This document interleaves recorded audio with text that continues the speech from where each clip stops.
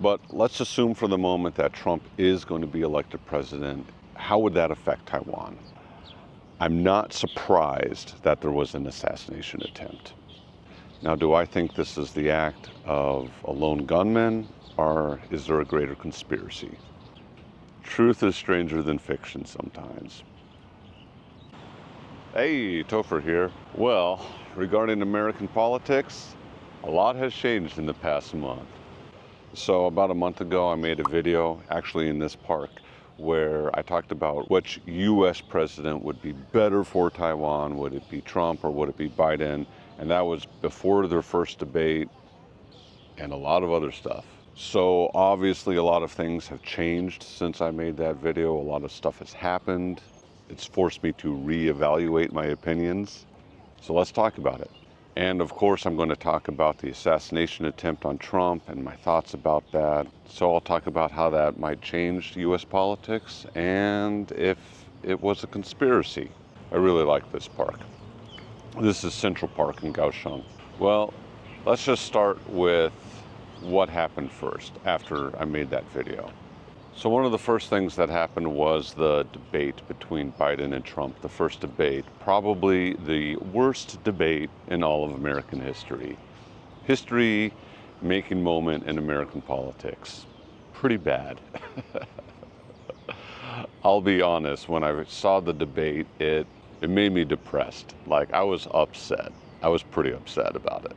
I was thinking about making a video that day, and I decided not to because I was just too emotional about the whole thing first. If you didn't see it, it was really bad. Trump was in typical Trump fashion. A lot of lies, a lot of inconsistencies, a lot of hyperbole, but his performance was 1,000 times better than Biden's. Oh my gosh, Biden looked like a zombie. It was terrible, terrible. Now, Biden's sentences were incoherent and just flat out wrong because he's clearly suffering from dementia. Clearly. Like, if you can't figure that out from what he's saying, all the mistakes he makes, it's also very apparent in his nonverbal communication. He doesn't have an expression on his face when he's supposed to. He's not fit to be president. It was clear that Biden was just saying a bunch of canned answers, practiced answers, and he even screwed those up. It's just too much to ask Biden to memorize things at this point. But even when he's giving a speech off of a teleprompter, he still screws it up. It's not good. He's too old. His brain isn't working the same way that it used to. I think it's actually cruel that there are people encouraging him to stay in power. He should be retired. In that debate, Biden also told some lies. So a bunch of American politicians are liars. Oh, big surprise. Oh. It continued to be really bad news for Biden this month. After that debate, there was a NATO summit that he went to. He continued to make some serious mistakes in speeches during that. He called President Zelensky President Putin. And now I want to hand it over to the president of Ukraine, who has as much courage as he has determination. Ladies and gentlemen, President Putin. President Putin. You can beat President Putin. President Zelensky. Later, he gave a press conference at that NATO summit where he was asked about Kamala Harris, his vice president, but he called her Vice President Trump. What concerns do you have about Vice President Harris's ability to beat Donald Trump if she were at the top of the ticket? Look, I wouldn't have picked Vice President Trump to be vice president, but I think she was not qualified to be president. So let's start there. And there's many more examples in other interviews that he gave that it's clear that he's not all there. And then he caught COVID. So at this point, Biden looks super weak and old and frail and senile. It's not a good look. It's not someone you want to vote for. Well, I'm in the middle of editing this video, and it turns out that Biden has decided to drop out of the race. So, okay, more developing things with that. So at this moment in time, he has dropped out of the race, but he has stayed in the presidency. I think at the Democratic National Convention, they're going to probably pick Kamala Harris, but I don't know. I'm not sure. Biden has said that he endorses Harris to run. It doesn't necessarily mean that that's who the DNC will choose. So there's a lot of unknowns here. Still, maybe I should just make videos about night markets. Now, Trump, on the other hand, has had an amazing month. He crushed Biden at that debate.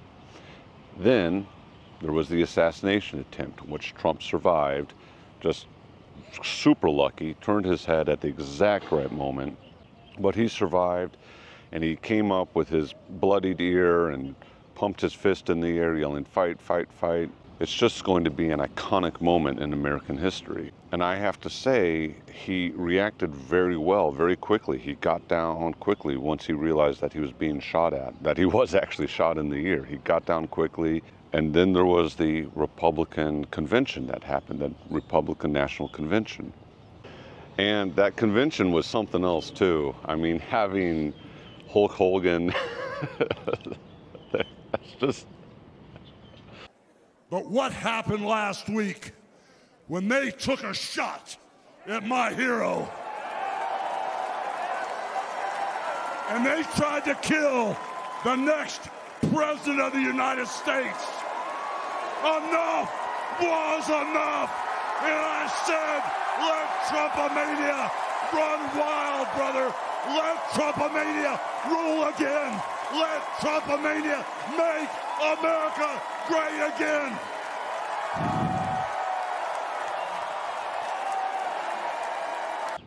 Truth is stranger than fiction sometimes. So currently, in this moment, Trump looks extremely impressive. The Trump campaign looks great. And the Biden campaign looks super weak. So if the election was held today, I really have no doubt that Trump would probably win.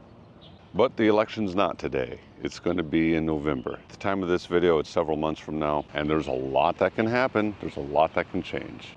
I'm not surprised that there was an assassination attempt. I mean, I'm really not surprised at all. There's been people who have been saying that Trump is the Hitler of America for basically 10 years. So to have people who honestly, truly believe that, that's not a surprise. However, I am super surprised that it got as close as it did. Just what was the Secret Service doing? Huge failures. Massive failures. Now, I need to say that I don't condone political violence at all. I really dislike most violence.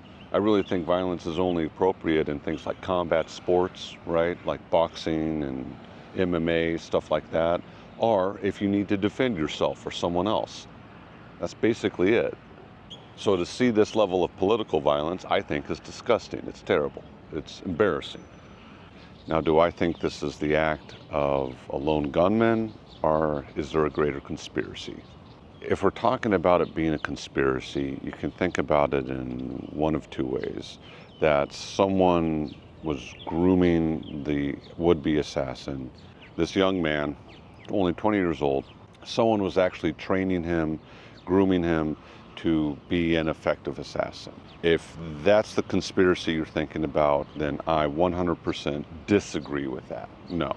First off, wasn't actually that impressive of a shot. Although it was a near miss, I'll explain this later in a members only video. Okay. If I talk about it too much on this video will 100% be demonetized. Not a very good shot, no. And didn't use the right weapon, no. Or if you're talking, is this a conspiracy where the would-be assassin, this young man, was he actually a scapegoat, a patsy, just set up to take the blame? This is more believable. I personally don't think this is the case, but I'm not 100% sure that this isn't the case because there were so many failures on the Secret Service This is the agency that guards the president and presidential candidates and other politicians. So there were so many failures on the part of the Secret Service that it's starting to look like they could be intentional failures. And we're still learning more, but basically there's no way that anybody should have had access to the roof of the building that was nearby. There's no way. 100% there should have been Secret Service or local police stationed on that roof. And the fact that there weren't, that's a huge, huge security oversight, massive. And then on the bodyguard detail for Trump, so there's different levels of the Secret Service, and the closest level are the actual bodyguards, that they form a human shield. Now they did do a good job of getting down on top of Trump once he got down. They got down on top of him within a few seconds, so they did do a good job of that. But once the shooter was neutralized and they got up, I was shocked to see that there were Secret Service agents that were much shorter than Trump. So short that if there was another person out there, if there was another gunman, he would have had a clear shot at Trump's head. What? They took way too long getting Trump to the SUV and getting him out of there. And there's a lot of criticism online about the shorter agents because they're women. I'm not criticizing them because of their gender. It has nothing to do with it. It's their height. That's the problem. If you're going to be a human shield, you can't be a head and a half shorter than the person you're supposed to protect. That's just not how that works. That's not a good system at all, and that's obvious. But I truly believe that you should not attribute malice when it can be explained by incompetency or ignorance.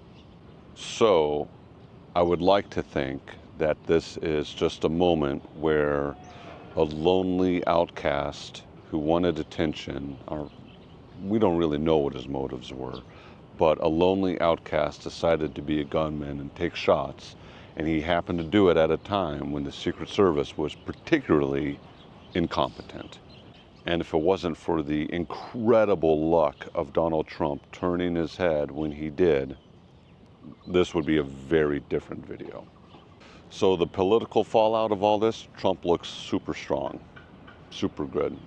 Right now, I think it's clear that he's the favored winner. If the Democrats have any hope of winning this election, what needs to happen is Biden would need to step down, not just out of the campaign, but out of the presidency. He needs to step down from office. He would then need Kamala Harris as vice president to assume the role of president, be sworn in as president, which would create another iconic historical moment in American history, the first woman president.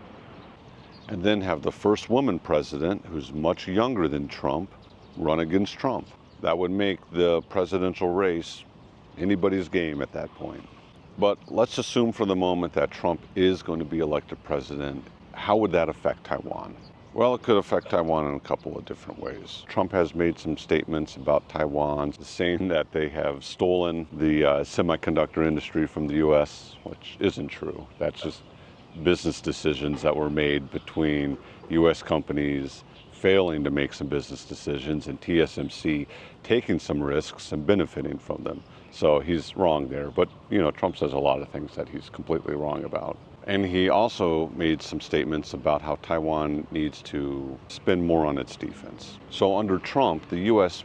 might not be giving as much military aid to Taiwan as it's been given under the Biden administration. Probably the case. Is this necessarily terrible for Taiwan? It's not great, but it would also encourage Taiwan to spend more and spend their money smarter when it comes to defense, which I think is a good thing. I think Taiwan needs to be more self-sufficient in a lot of things, energy, food, and defense. So, yeah, I think that about covers it. Let me know in the comments, is there something that I missed that I should be talking about? It's just been such a crazy month. This is actually the second time I've made this video. The first time I made it, and then as I was editing, some stuff changed. New information came out, so I had to make it again. We'll see if that happens again. Well, Well, hey, thanks a lot for watching. I really, really appreciate it. Please check out my other videos. Super giant big thank you to all of my YouTube members and my Patreon supporters. You guys are the best. You're the best. I really hope that we can all live in a more peaceful and prosperous world. Peace and love. I'll see you. Thanks.